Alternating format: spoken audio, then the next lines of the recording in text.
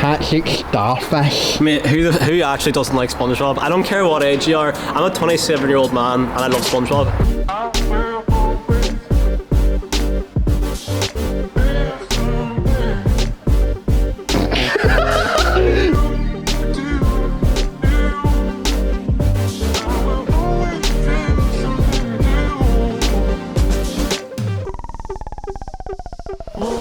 Hand clap. Right, welcome back everybody to episode 3 of the GS300 build. Now, this started off as a let's boost the GS300. I'm not gonna lie, it's descended a wee bit. It's gone into pretty much a full car rebuild. But yeah, let me talk you through it. Now, I've made a lot of progress since we last talked. Drew's been sick, I've been on holidays, there's been a whole disruption to our schedule. But let me just get you filled in. So let's start the back and work our way forward. So, this is where the real misery has arose. So I told you I had to do a little bit of welding on the car. There's two, I'm not going to get into a whole big spiel right now. There's two areas in this car, the only two areas in the chassis that ever rusted that I repaired previously. I didn't do a great job. I didn't know everything I did now back then, so I didn't cavity wax inside and do a lot of things. Long story short, there's two pockets right behind this rear door in front of the rear wheel that are rusted again. So I got real with it. The last time I was a little bit scared, hadn't done car body repair before. I cut it as little as I could. This time I've chopped the whole lot out. I've got to join 4 skins onto there. I've got to sort suspension points. It's a long story. Everything's cut out, half of it's put back in. But we're not going to get into that today. Another thing I've done is the rear arches.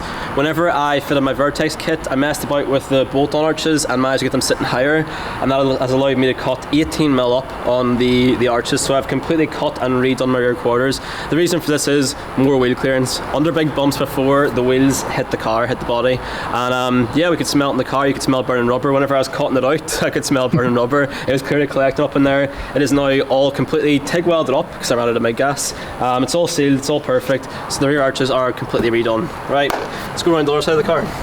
So on this side, I've stripped the entire interior, and that is because I need to do some welding on the floor. Now, this car had a full interior before. It's also been completely stripped before.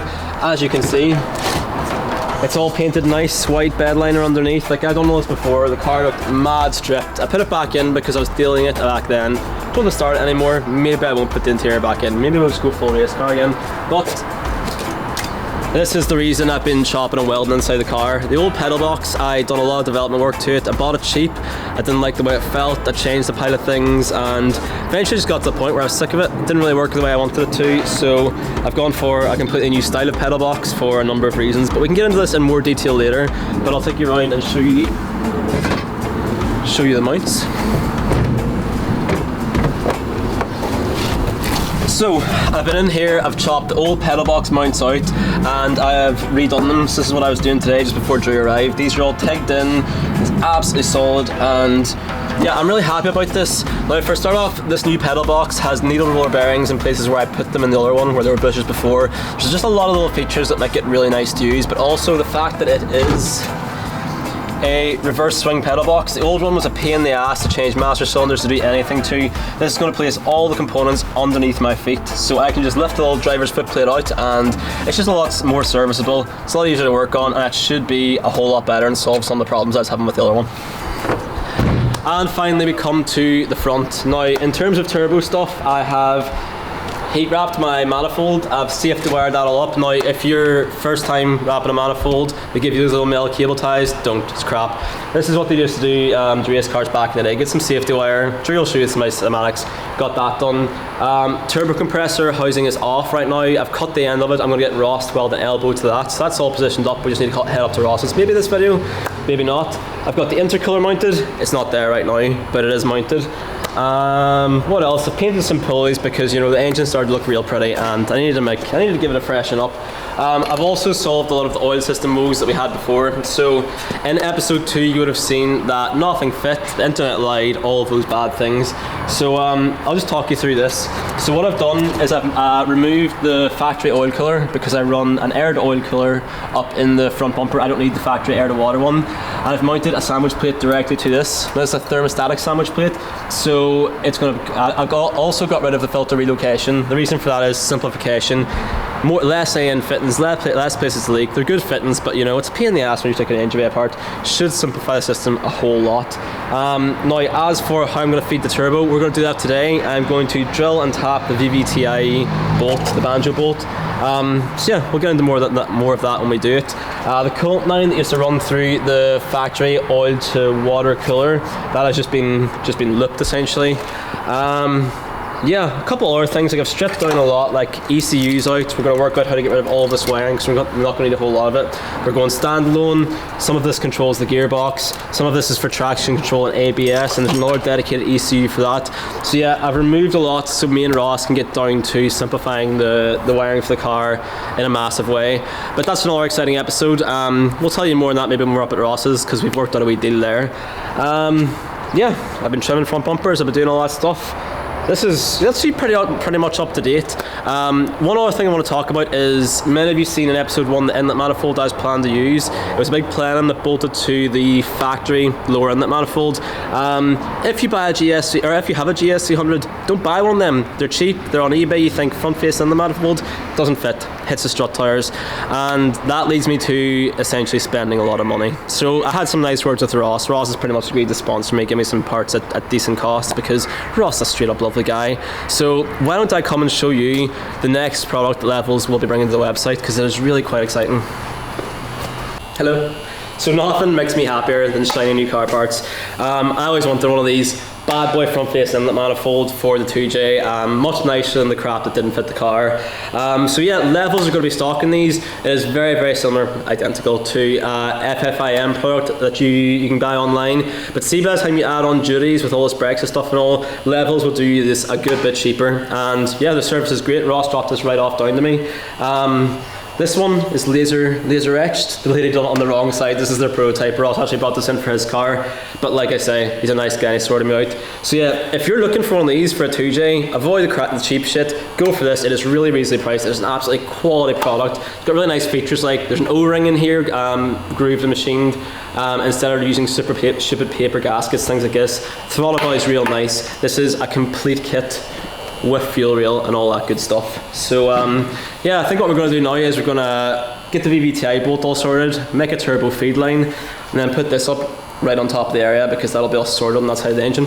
One of the things about the new inlet manifold is this power steer pipe hits it and interferes, and it's to do with this vacuum solenoid here. I don't exactly know what it does, but I've just tried to loosen it with a 19 here and a 17 here, and I've put a wee nick there.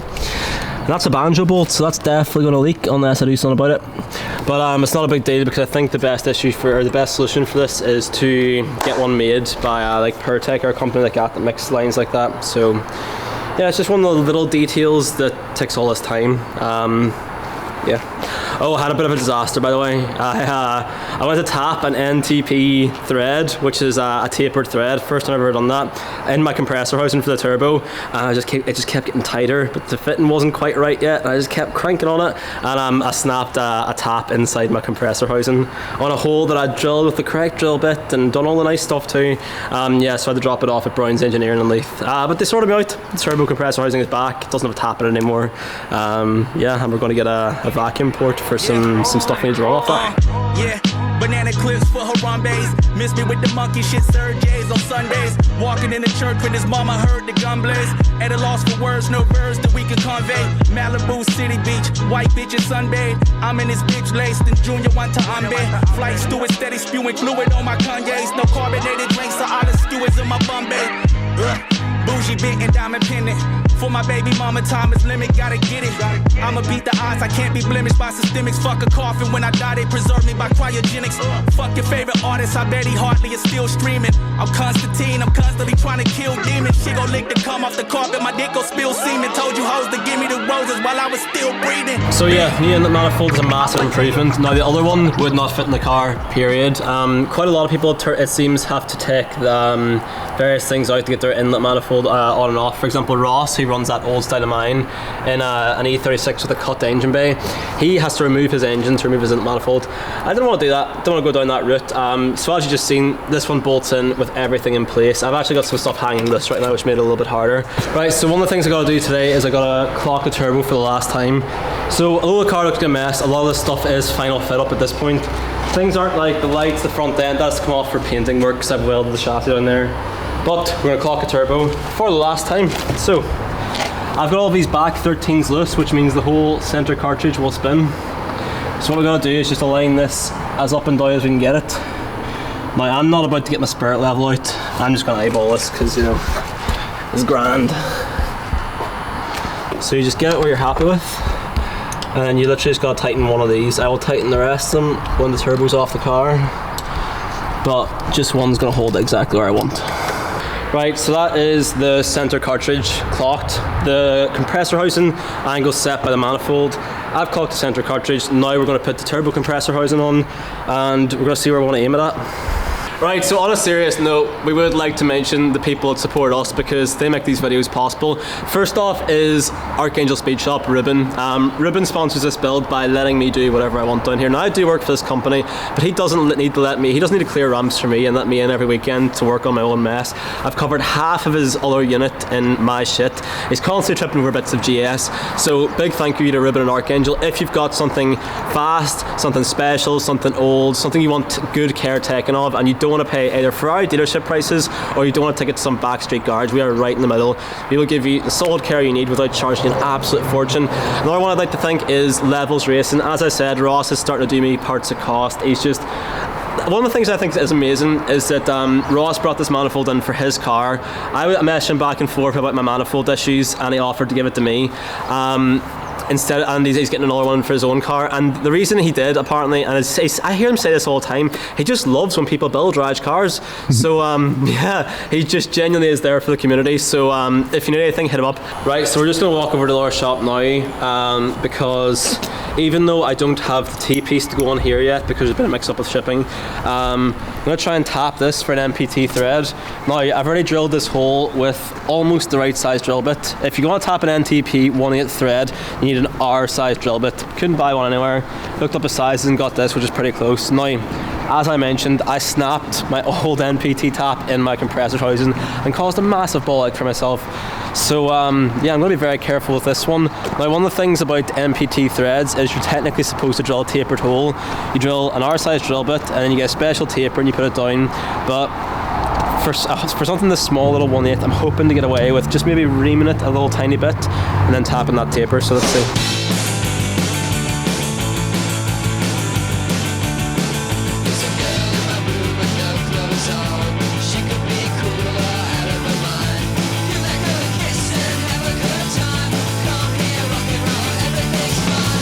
So this is actually one of Ruben's innovations. This was his idea to keep a woodworking vise on this little table, and it's class because see, anytime you need to make up AN lines or hold anything with a thread or just anything you don't want to damage, just fire it in this little wooden vise, holds it lovely, and yeah, fair play on that one, Ruben.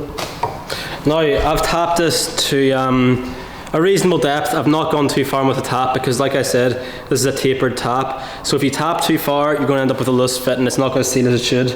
Now, I don't have the fitness going on here yet, but the important thing is the tap starts no problem and goes down smooth and straight. So if when the fitting comes it needs to go a bit further, I'll just run this in another couple of turns. But for right now, I think I'm going to leave it because that's the wise thing to do.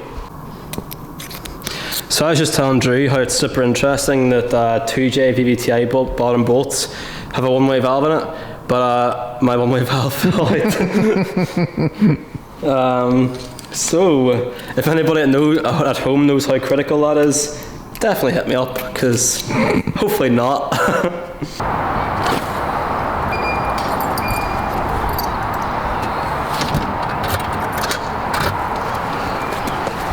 Right, so one thing you're going to need with your new unit manifold is TPS. Now I'm using the factory one here. I'm running standalone, so I've got options, but thankfully this manifold is a direct fit for the standard Toyota TPS, so why would you mess with it? It's Toyota after all, it'll never break.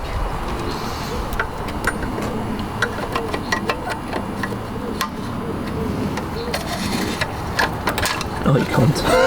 I can never look smooth on camera. Honestly, see, I'm a mechanic full time. Like, I batter out this shit all day. See, as soon as Drew whips the camera off, drop everything.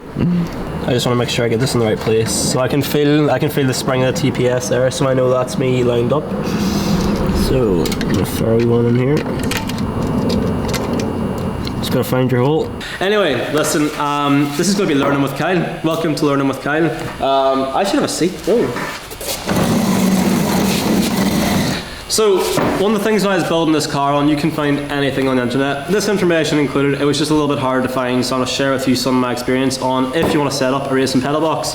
So, I have got here a non-drive-by-wire, which means it accepts a cable throttle. We're not going to worry about that right now. We're going to talk about our 3 master cylinders. So, a few things straight off the top. This here thread is 5/16 UNF. Now, to a lot of you that means nothing, but to anybody that's looking for this information, that's important.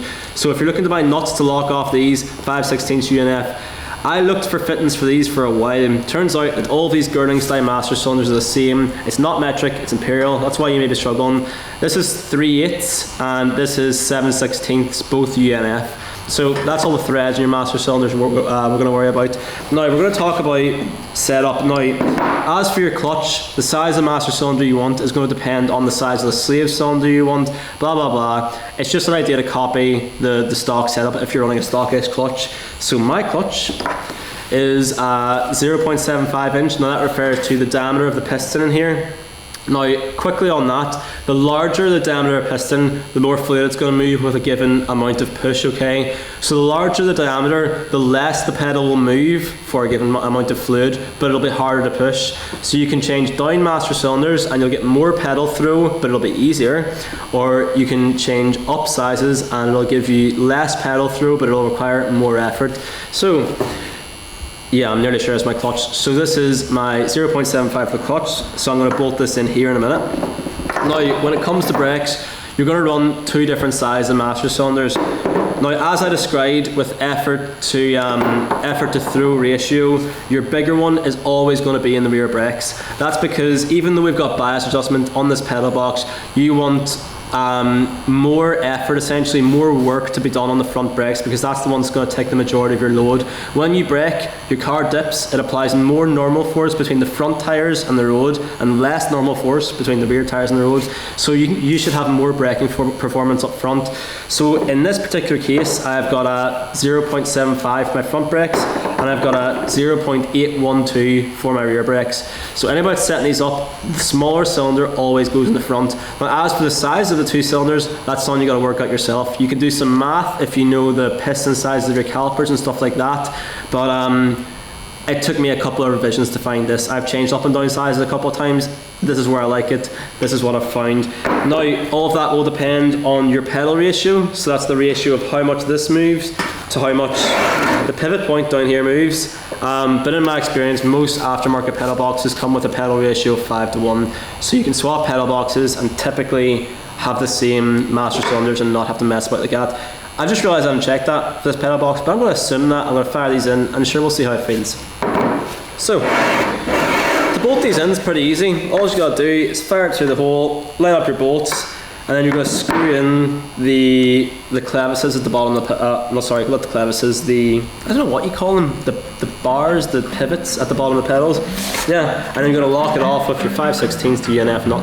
Now, I just told you all those threads from memories that I learned about 7 years ago, but I'm nearly sure they're right.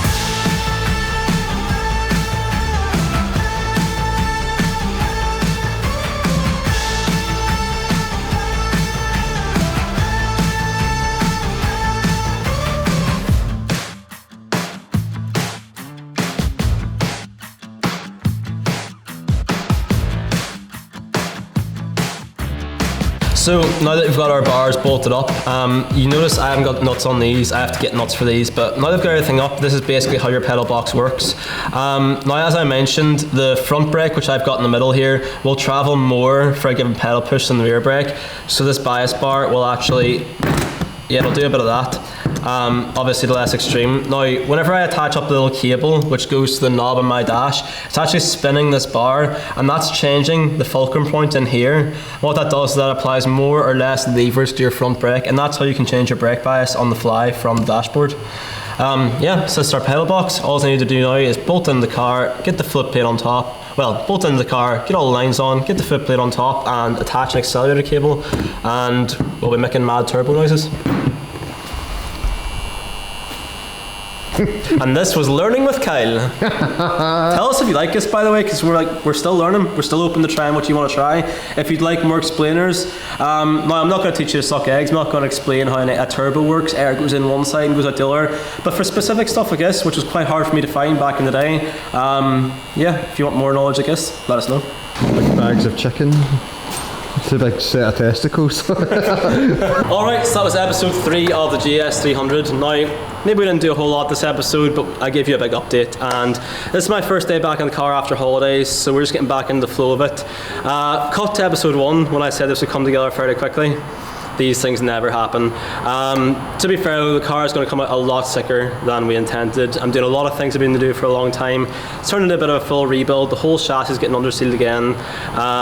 Yeah, we learn as we go along, and I've learned a lot since I built that car the first time.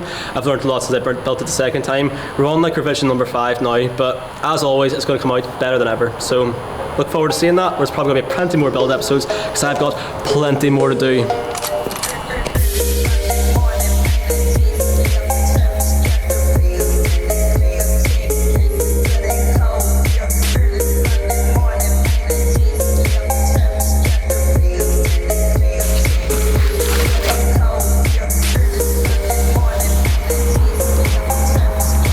Sick.